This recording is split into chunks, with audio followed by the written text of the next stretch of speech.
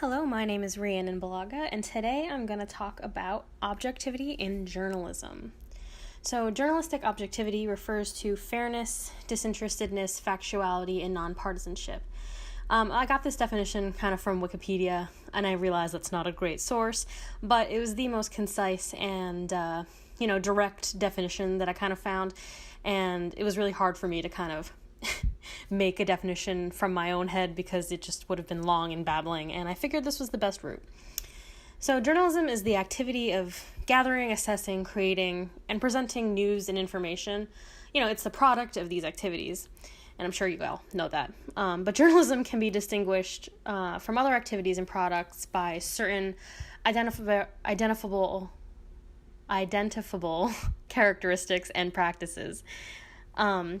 These elements not only separate journalism from other forms of communication, they're what make it indispensable to a democratic society such as ours. And history kind of lends its hand to the notion that the more democratic a society, the more news and information it tends to have. So when the concept of bias and, the solution kind of objectivity evolved, it was not meant to imply that journalists were free of bias. Kind of quite the contrary. The term began to appear as part of journalism after the turn of the 20th century, kind of in the 1920s, out of a growing recognition that journalists were full of bias, often unconsciously due to different values they held, different morals, and, how they were raised, kind of like anybody. We all have our own opinions, and that can get in the way of, accurately, saying information or reporting facts. Essentially, objectivity called for journalists to develop a consistent method of testing information, to remain transparent in their approach to evidence, precisely so that personal and cultural biases wouldn't undermine the accuracy of their work. In the later part of the 19th century, journalists talked about a concept of realism rather than objectivity. So this was before objectivity kind of was a thing. This was the idea that if reporters simply dug out the facts and ordered them together, truth would reveal itself naturally. But at the beginning of the 20th century, journalists began to worry about the naive nature of realism. So journalists were also developing a greater recognition of human subjectivity, and journalism was being practiced by, untrained witnesses who had good intentions. These good intentions often weren't enough. So the solution was to remain clear and free of irrational, unexamined, and unacknowledged prejudgments. So journalists who select sources to express what is really their own point of view and then use the neutral voice to make it seem objective are engaged in a form of kind of deception. This damages the credibility of the craft by making it seem unprincipled, dishonest, and biased. So essentially, objectivity isn't about being completely impartial yourself as a person. It is about kind of gaining a deeper understanding through the process of verification and ensuring that you have a thorough understanding of the facts and of what you're reporting, because otherwise impartial and objective reporting is impossible, because if you don't understand it, how can you say it clearly? So obviously impartial reporting and objectivity is integral for the future, because abandoning objectivity makes us passive recipients of the news rather than aggressive analysts. It's important to analyze the facts that you're shown, because otherwise you're just kind of accepting things at face value. And it separates us from, other nations' approach to journalism through the fact that we, as American journalists, essentially try to aim for unbridled partisanship, or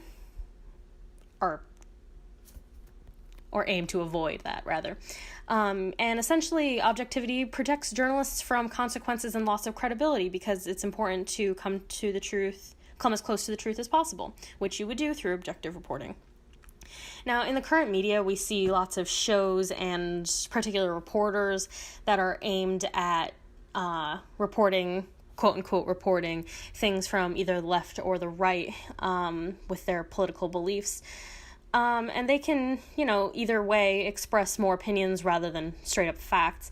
And this has been specifically relevant during this election and all elections, but this is the first election that I've gotten to vote in, so it's the first one that I've really paid the most attention to, and I'm sure that's true for a lot of people. And I find kind of that print journalism print or, online journalism is more reliable and more unbiased and objective than broadcast journalism, only because I just feel that it's easier to, look through your facts and determine what's true and what's not, and, essentially remain objective. And finally, my thoughts, I kind of injected into that last slide, but it's important to achieve fairness, and which is only achievable through thorough understanding of the facts. Opinions are not relevant in journalism, and they have no place, in my opinion. Facts are indeed key, and apart from being a responsible journalist, it is integral to be a responsible consumer of facts.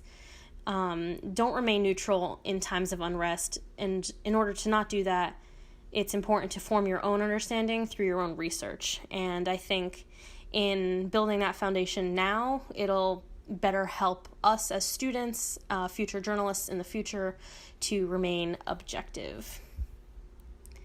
That's all I have. So if you have any questions or you have your own opinions, I'd love for you to hear your comments, and I really would like you to, reply to this video and let me know what you think of journalism, and maybe let me know what your thoughts are either way of objectivity in print media or broadcast media. These are my sources. Definitely really good reads from the American Press Institute and the Columbia Journalism Review. The Forbes link kind of just shows,